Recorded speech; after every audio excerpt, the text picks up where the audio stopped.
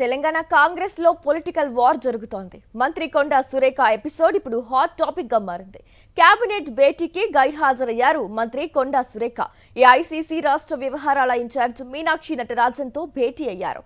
తాజా పరిణామాలతో పాటు గతంలో జరిగిన అంశాలు, ఓఎస్డీ వ్యవహారంపై వివరించారు. కాంగ్రెస్ పార్టీలో మంత్రి కొండా సురేఖ కేంద్రంగా చోటు చేసుకున్న పరిణామాలు కలకలం రేపాయి. కొంతకాలంగా నెలకొన్న వివాదం గురువారం రాత్రి వరకు కొనసాగింది.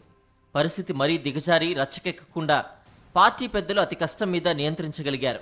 తనను లక్ష్యంగా చేసుకుని పార్టీలో మంత్రివర్గంలో కుట్రలు జరుగుతున్నాయని భావిస్తున్న మంత్రి సురేఖ రాష్ట్ర వ్యవహారాల ఇన్ఛార్జ్ మీనాక్షి నటరాజన్తో డిప్యూటీ సీఎం బట్టి విక్రమార్కతో సమావేశమై తన వాదన వినిపించారు.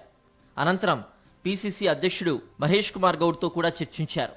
తనకు మాట మాత్రంగా కూడా చెప్పకుండా తన దగ్గర పనిచేస్తున్న ఓఎస్డీని ప్రభుత్వం తొలగించడాన్ని అవమానకరంగా భావించినట్లు ఆమె వారికి తెలిపినట్లు సమాచారం. పార్టీలో తనపై జరుగుతున్న దాడి గురించి మీనాక్షికి వివరించినట్లు సమాచారం. ఈ క్రమంలో ఆమె మంత్రివర్గ సమావేశానికి కూడా హాజరు కాలేదు. మీనాక్షి నటరాజన్తో సమావేశం అనంతరం మంత్రి కొండా సురేఖ తాజా పరిణామాలపై స్పందించారు. పార్టీ ఇన్ఛార్జ్ పీసీసీ అధ్యక్షుడు మహేష్ కుమార్ గౌడ్తో సుదీర్ఘంగా చర్చలు జరిపామని, ఈ విషయంలో పరిష్కారం కోసం ప్రయత్నం చేస్తామని వారు హామీ ఇచ్చారని తెలిపారు. సమస్యను పార్టీ పెద్దలు సెటిల్ చేస్తామని చెప్పారని, ఇక ఈ విషయం వారే చూసుకుంటారని భరోసా ఉందని పేర్కొన్నారు. AICC general secretary Meenakshi madam గారి దగ్గరికి రావడం జరిగింది. మా పీసీసీ ప్రెసిడెంట్ గారు కూడా ఇక్కడికి రావడం జరిగింది. నా యొక్క ఆలోచనలు, మరి నాకున్నటువంటి ఇబ్బందులు వారితోటి షేర్ చేసుకోవడం జరిగింది. వారందరూ కూడా కూర్చొని మాట్లాడి దీనికి ఒక సొల్యూషన్ తీసుకొస్తామని చెప్పారు. అది వాళ్లకు వదిలేసి నేను వాళ్ళకి చెప్పాల్సింది చెప్పి వాళ్ళకే అప్పచెప్పి ఈరోజు ఏది నిర్ణయం తీసుకున్నా కూడా వాళ్ళు ఇచ్చిన ఆదేశాల మేరకు నేను ముందుకు పోతానని తెలియజేస్తాను.